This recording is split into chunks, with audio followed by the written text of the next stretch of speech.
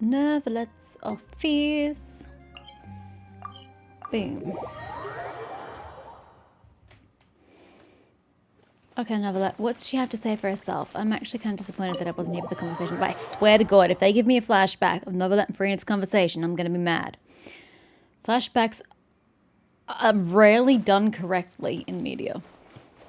And this is not one of the times where it would be correct.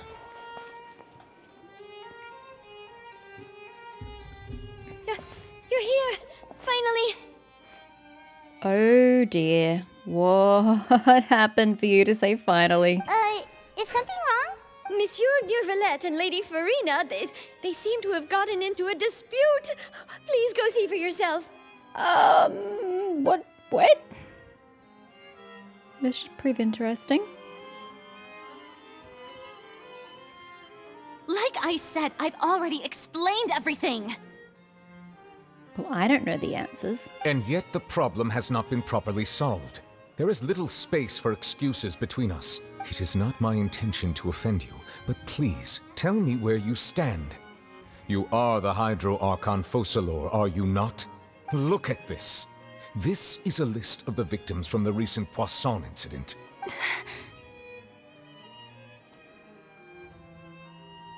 You mean they're all... Yes, dead. We did not arrive in time to avert this disaster, and I will not have it happen again. I will say this once more. You must tell me everything you know. Yesterday, I found 3 stone slates in some ancient ruins near Poisson. Do you know anything about those? Seriously? You're questioning me like this is a court case now. I don't know anything about that, but you found them in some ancient ruins, you say? That's correct, which is why I came to ask you some questions. There should have been 4 slates, but one of them was missing. The other 3 feature different images that seem to correlate to the prophecy. The prophecy? The second of these slates depicts the previous Hydro Archon Egeria kneeling before a floating island in the sky, as if confessing something. Do you know nothing of this either? I don't.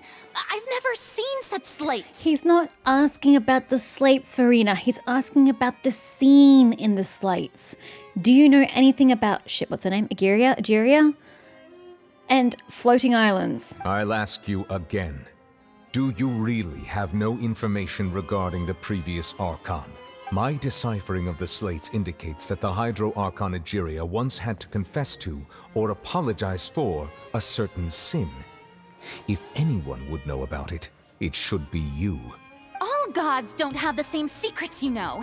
She was herself and I'm me. Is it really so strange that I know nothing? I see both sides of the coin. It is strange, but it's not strange. I understand your concerns, but I'm sorry. I just don't have anything to tell you. Forgive me for saying this now, Lady Farina, but I have long known of your various secret investigations into certain matters. Stop being ambiguous and tell the viewer. There are several indications that you have been investigating the prophecy on the sly. This is not strange in itself, considering that you are the Hydro Archon. But it is strange that you should also claim to not know any of Egeria's secrets, as well as do nothing following your inquiries. You have never been as superficial as you have presented yourself to be, nor are you a fool. And yet, your behavior is very inconsistent.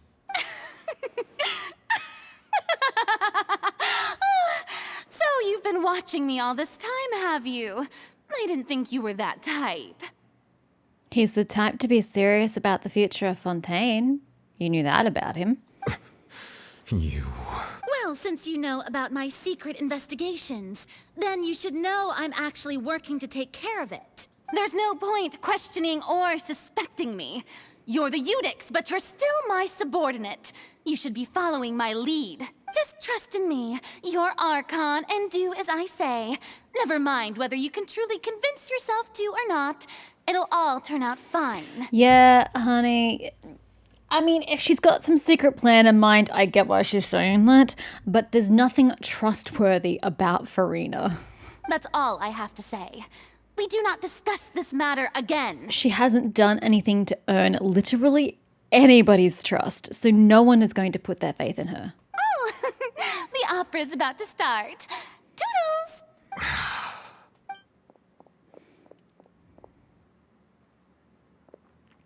Why are we seeing her run away in slow motion?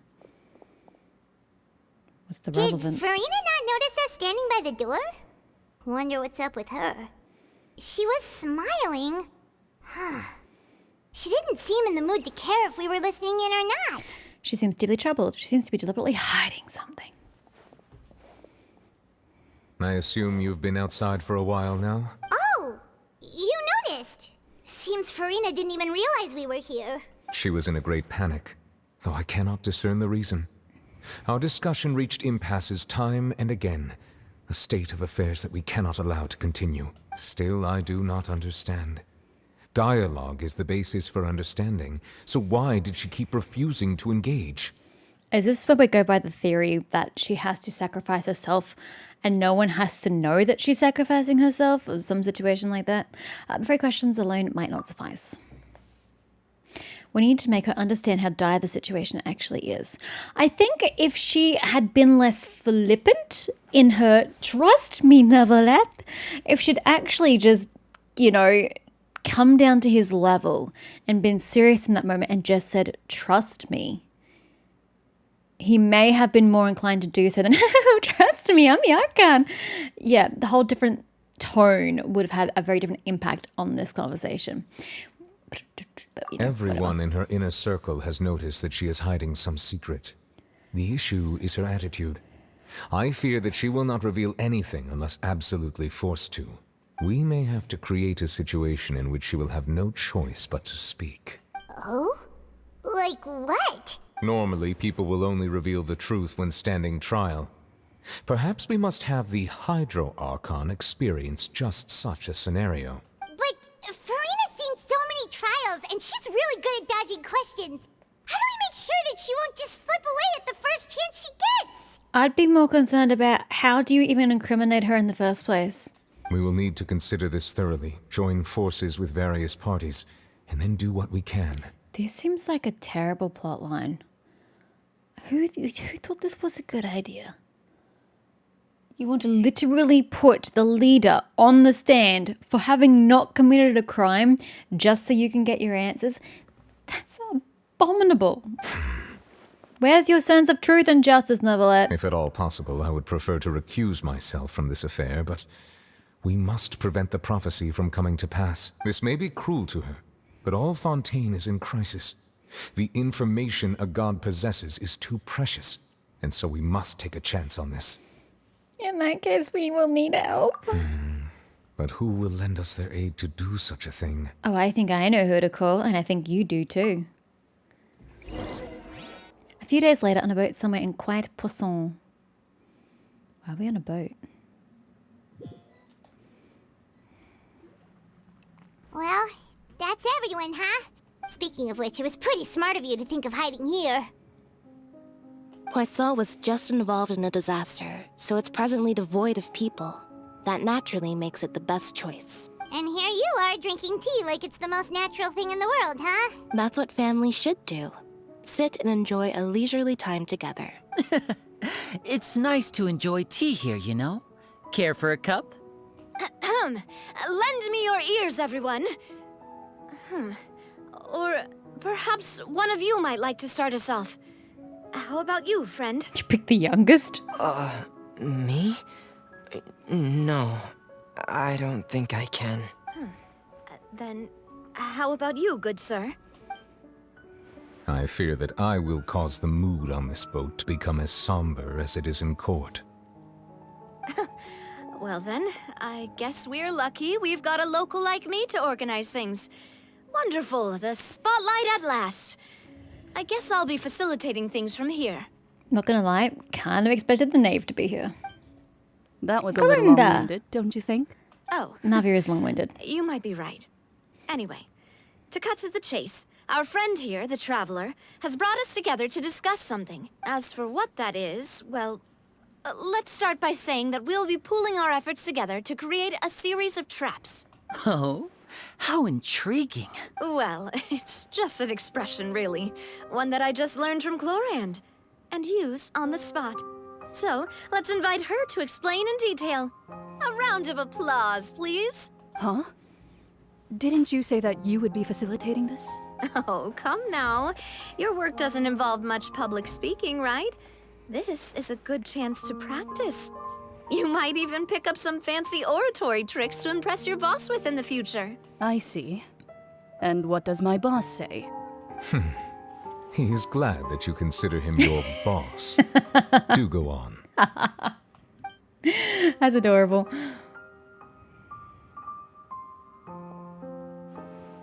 In that case, do any of you have experience hunting?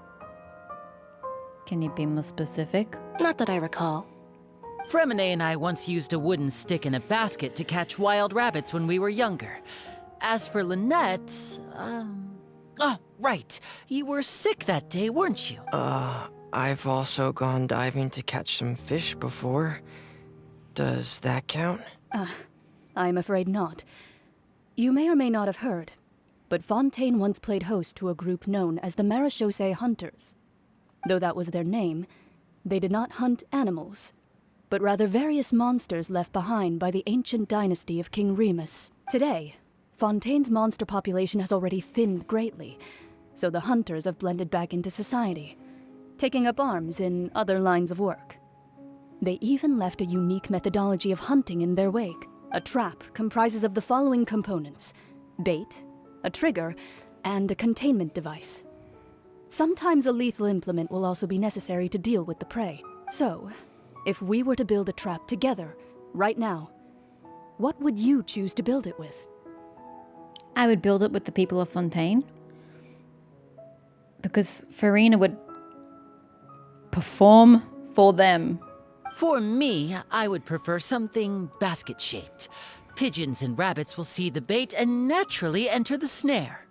Our line of work requires a deft hand, and we're some of the best in the industry, so you can count on our techniques. You used some of those techniques while moving the people of Poisson, didn't you? My subordinates mentioned that you even performed some magic for the bawling children. Yes, and I even managed to gather some intelligence in the meantime. I'm quite the multitasker if I do say so myself. I'm afraid I can't claim that as my strong suit. I prefer more stable methods, like placing bait in the water and waiting for the fish to come within reach. That's the kind of method I would count on. Calm and steady.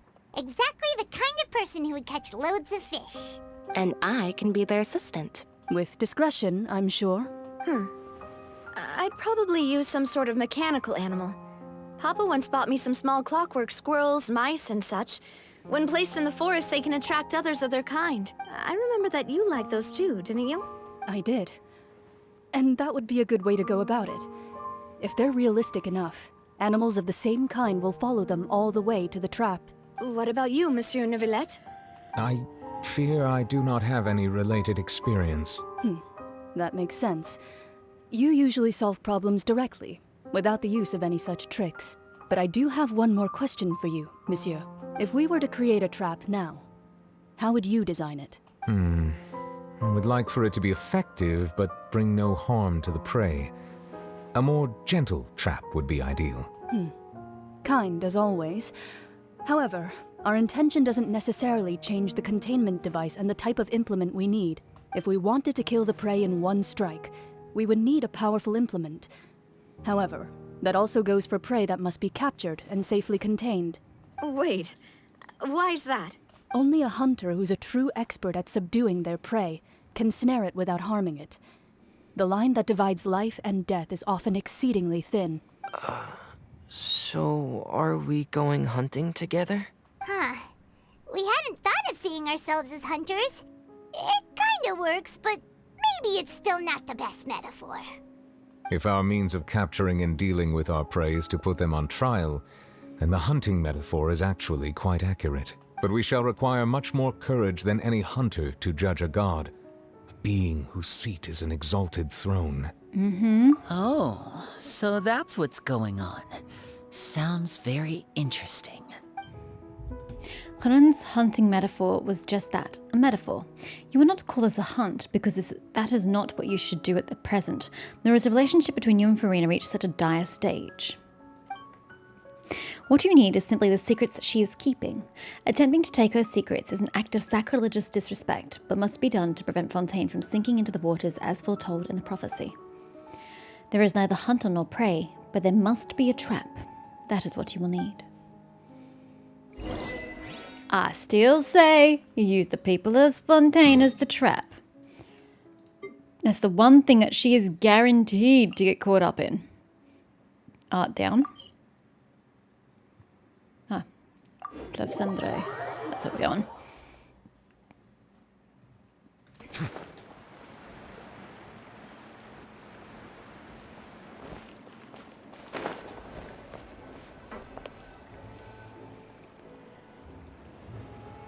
Mona?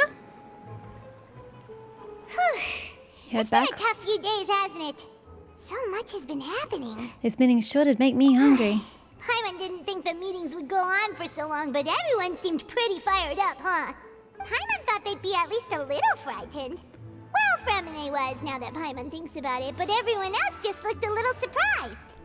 Well, I mean, when you try to capture a god, for all intents and purposes, into your trap, it does tend to surprise a few people. Do you feel more confident after the meetings, Paimon? Well, That is a solid no. it's hard to say. Paimon doesn't have any experience with this sort of thing. But with you around, Paimon sure will do great. After all, you're the most reliable person in the world, aren't you? Huh? I'm the most reliable person in the world? On what basis? Is something wrong? Did you just pour some tea? Paimon didn't notice you doing that at all. No, I didn't. Then what's that? Paimon's never seen that cup before. Don't be frightened. I'm just joining you two for tea. I merely refrained from saying anything till now. Did we know that the whatsamacallit ladies don't age? Who's that voice? But there's no one here. Hexenzurgle? Is that what it is? I don't know, but she sounds so young, but yet she's the master of Mona. Ah, have you forgotten me already? Wait, you are familiar. You're the voice we heard from the sky in Sumeru. The voice from the sky, I fear that description is wrong. Though, not completely wrong. You're feeling lost now, just as you were feeling previously. I sensed that confusion and thus came to you.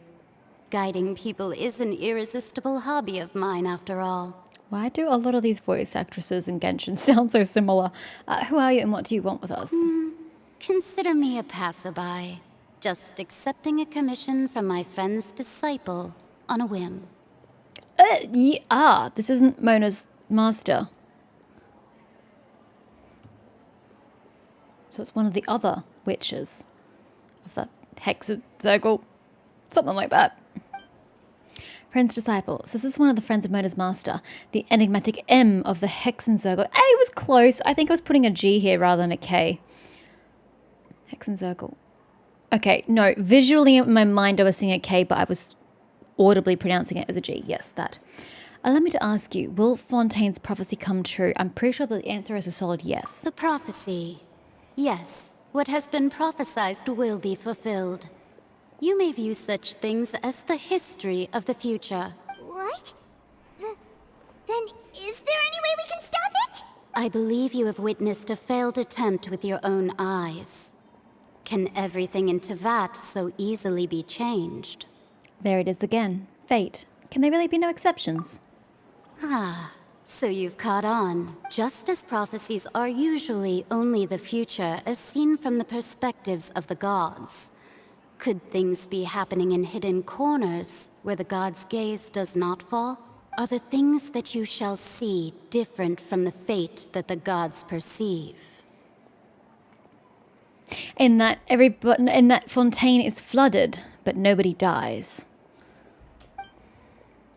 What is she talking about? It all sounds really impressive and important and stuff, but it also sounds kind of scary. What she's saying, Paimon, is that the gods or whomever prophesized this history of the future, as N likes to call it, they were looking at very narrow, specific references of the future, like the image of Farina on her throne crying, atop the water of the flooded fontaine. But they don't see the big wider picture of where the people actually are, where the survivors are, what's happened outside of that one little frame shot of the prophecy. So yeah, the prophecy gets fulfilled, Fontaine floods, and Farina weeps. But that doesn't mean that everybody dissolves and dies along with it. Because that is the big picture happening around the vision of what was seen. The tea in the teacup is just about gone as well. It's no longer cold, that's for sure. I believe hot. that you understand, right? Some things are insignificant, but others you must reach out to change. Ultimately, fate shall serve as your only guide, no matter what will happen in Tevat's future. All you need to do is to play your part. And our part here is to not trust Farina, to continue not trusting her, to allow her to be sacrificed. That is our part that Farina has set up for us to play. This was good tea, by the way. Thank you for your hospitality. Well, that'll be all for today. Bye, Anne. Your voice is pretty. Can I pull for you one day? The voice. It's gone. Mage N, is this the clue you're leaving for us? The unexpected news leads to complicated feelings. You lie in bed for a while, something when you wake up, someone seems to be outside. What? I hear someone talking. Oh, for the love of all that's holy, bitch. I will punch you if you do that one more time. Shut up. You're getting more diligent, Paimon. Hey, it's you who's getting lazy, okay? Who's the one who runs around and gets exercise? Well, I see I've walked in on some lively banter. Mona! Have you been doing this past few days? Fine, just fine. I went to take part in that Steambird panel. It turned out to be more interesting than I Hey, expected. good for you. Not all Fontainians are pessimistic about this. One journalist mentioned that sitting around and waiting for the end to come would be wrong, and that they should make their own rescue preparations. I agreed, so we had a brief chat with her. Did she have pink hair by any chance? I assume as much. Why, yes, it was Charlotte. You remember her, right? That daredevil journalist. I'm in full support of her view. Prophecies are very important, but how can people allow their lives to be commandeered by just a few words? Right? Stand up for yourself, people. That's right! Paimon's glad to hear something sensible for once. Ah, yes. About what we had discussed before. I did try, but I'm afraid I couldn't reach the old hag. I'll try again tonight, but I wouldn't get your hopes up. Actually, someone already came over. Huh? You tell Mona about your mysterious guest. Goodness gracious. Are you serious? I believe she came to pass a message to us. She said that even the god's gaze has blind spots. Pretty bold if you ask Paimon. Most people would believe the gods to be all-knowing, right? The Hexen Circle members are certainly anything but ordinary. As for the mage named N, the old hag has mentioned her a few times. She said that N's sense of direction is incredible, and that she loves guiding those who are lost. But I've never met her, and if she were still alive, she'd be... well, suffice it to say that the hag's at least a few hundred now, and N's been around for longer than that. Whoa. The Hexen Circle sounds like a scary group. They sound amazing and I want to meet them all. They must really stay in shape to live so long. Their abilities alone are pretty terrifying. If she came to see you personally, then the problem you're facing must truly be of great importance. Oh, you know, the fate of a nation, but hardly important. Well, it's not like Paimon could understand anything she said. That's because you're daft. Yes, she was quite cryptic, but I suspect she means that there is still a way to turn things around. She didn't say when or what that would be, though, so perhaps it is something that you cannot know right now. True, her words were meant as a helpful hint, but will we realize the value and meaning? Was that the best answer that my question could have gotten? Traveler, Paimon, are you two all right? You know, impending doom. We're just peachy. Oh, we're fine. little down right now. It kind of feels like the end is coming, you know? I see. I feel that same sense of desperation, too. I guess you could consider me someone who has often witnessed fate. So far as I have seen, it cannot be swayed. But even so, I still hope for, and believe in, miracles. Astrology is eternal and rational, but fate may not be. It is cruel, but it can also be beautiful. Perhaps that's what En was trying to tell you. Not to lose heart, and to believe that what you are seeing playing out before you is not yet set in stone. I did originally think of steering clear of all this, but I couldn't. Even if this is all futile, I still wish to help everyone. If we don't struggle to the last, then how can we face the end when it comes? Huh. You do have a point. There I go, talking about astrological principles again. Sorry about that. The moment I start talking about work-related stuff. I need to get going. Don't worry about it, Mona, and thank you. It was worth trying to comfort you, even if only a little. I believe that you'll help those who are struggling in the same way I did. I suppose that might be why we always seem to meet by coincidence. Paimon feels kind of moved by what Mona said. But also kind of sad, too. Hey, Traveler. Paimon suddenly feels like going outside for a walk. Let's go. Let's walk around the city, shall we? There's a few spots we always like to walk by. Can we not just get on with the trap? This just feels like padding. Can we just get on with it?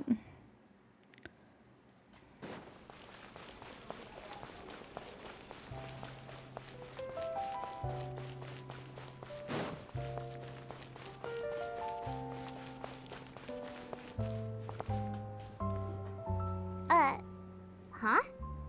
Our names are written in this newspaper.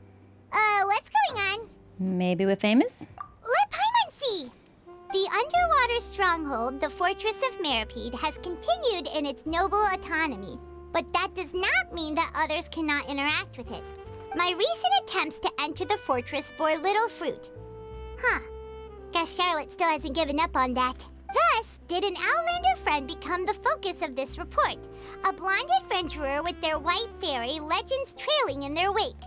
It is said that this mysterious traveler once visited the underwater fortress. So while the fortress's interior remains a mystery behind closed doors, do not fear, for the tales of the traveler contain surprises in spades. Journalist Charlotte's biggest scoop yet, the Traveler's Trail, World Walker.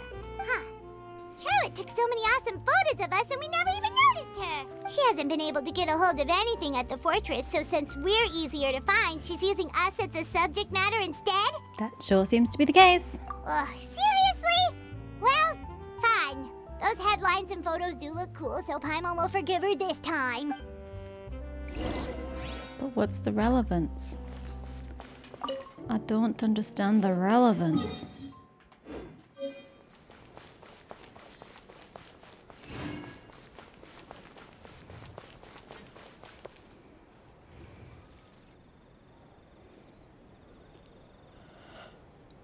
We're here! Paimon's hungry.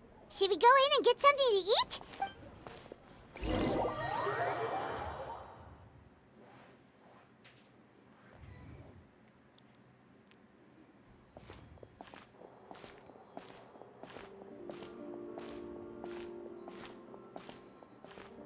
Hey, quick! Look! That's the limited edition only 16 slices a day cake! It hasn't already sold out for the day? It's nighttime. It was so delicious the last time we tried it.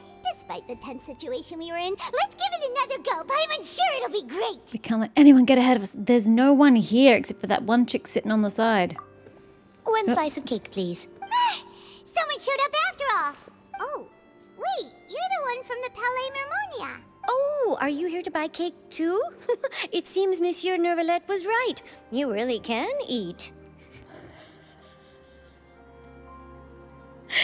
Nervalette has spoken about Paimon, and what he says of her is that she can eat a lot. Wow. If that was the impression I left on people. That's right. Even he has his own preferences when it comes to food. As for me, I love the cake and coffee here. Do you come here often? Usually every day. Every day? It's part of my daily schedule, apart from work. I shall have my cake and coffee. Then what if someone told you one day that this place would be closing soon, and you wouldn't get to eat cake here anymore? What would you think? But why would it close? Well, Paimon doesn't know either, but maybe the waters will rise tomorrow. You know, like in the prophecy. What are you doing, Paimon? Are you trying to, like, fearmonger the populace? Oh, the prophecy. To be honest, I haven't paid much attention to that. No, still, even if there'd be no more cake tomorrow, that wouldn't keep me from having some today. Best attitude ever. No, it's the same for eating in general. You might not be able to eat tomorrow, but if you can do so today, then you should carry on. That's what people call living, you know. Huh. Don't be sad. Excuse me, could I have 2 more slices of cake to go? These 2 slices are for you. Sijuin said that this kind of expression you're making is what humans call being sad. Wow, I'm surprised that Sejun was able to communicate that to you in a way that you understood and could recognize the expression of. Oh, you know Sijuin? I sure do. She was born before me, and she sometimes comes to the surface to teach us things about humans. She said that humans are creatures that are saddened easily, yes, and you can only lift their spirits by feeding them delicious food. So please try the cakes here. I've got something else to do, so I'll be going now. You two try to stay in a good mood after eating, all right? Bye. She's adorable. Enjoy your cake and coffee. And there she goes. That's not what the dialogue says. All right, let's dig in. Paimon's sure this cake will be delicious. You sure he can answer Paimon and snarf down the cake? Snarf. It's more delicious than last time. And the flavor gets even Not better with scarf? a sip of tea. It sure would be nice if we could come again tomorrow. I thought she said to take the 2 slices to go. Yeah, we clearly dined in. Sure would be nice if we could always eat delicious food here. You're gonna put me outside? You're the one who put me in here. Rude.